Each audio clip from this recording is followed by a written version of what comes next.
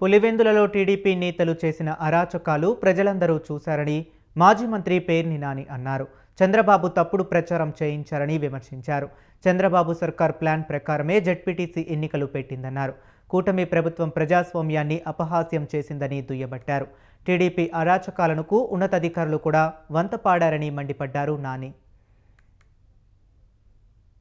Election ఒకే round లో మొత్తం counting అయిపోవాలంట. అంటే కోర్టు తలుపులు తెరిచేప్పటికి, కోర్టు తాళాలు తీసి బూజు దులిపి జడ్జి గారు కుర్చీలో కూర్చునేప్పటికీ ఎన్నికైనట్టుగా ఈ ఎన్నికల పత్రం ఇచ్చేసేయాలి. ఎందుకంటే మళ్ళీ జడ్జి గారు ఈ ఆధారాలను చూసి మొత్తం ఎన్నికల కమిషన్ ని, కలెక్టర్ ని రెండు మొట్టికాయలు మొట్టి ఎలక్షన్ అంతా ఆపండి అంటాడేమో అని చెప్పని కంగారు, భయం, ఆదరా బాదరా.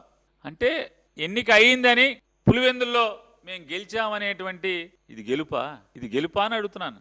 ఎవరిని మోసం చేస్తాను మీరేమనుకుంటున్నారంటే ఈ రాష్ట్ర ప్రజల్ని ఏమారుస్తున్నాము మహా తెలివితేటలతో 45 ఏళ్ల అనుభవంతో ఈ ఆంధ్ర రాష్ట్ర ప్రజల్ని ఏమారుస్తున్నామనేటువంటి పగటి కళలతోనే మీరు ఇవాళ ఈ పులివెందుల ఎన్నికల్ని ఏ రకంగా జరిపారో. కానీ ప్రజల అమాయకులా?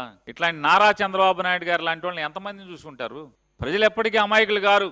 మీరెన్ని మసిపూసి మారేడుకాయలు చేసి ప్రజలకి చూపిద్దాం అనుకున్నా పులివెందుల్లో మొదటిసారి ప్రజాస్వామ్యం బతికించాం అని చెప్పని ఈ డ్రామాలకి మీరు ఎన్ని చేసినా కూడా